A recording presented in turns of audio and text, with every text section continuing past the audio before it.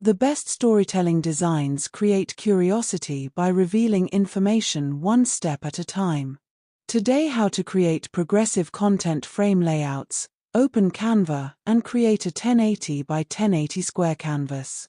Begin with a soft gray background and apply a subtle gradient for depth.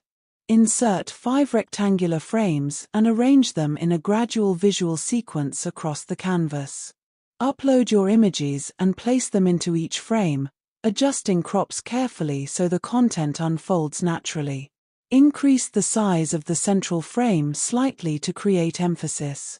Add thin connecting lines between the frames and reduce their opacity to keep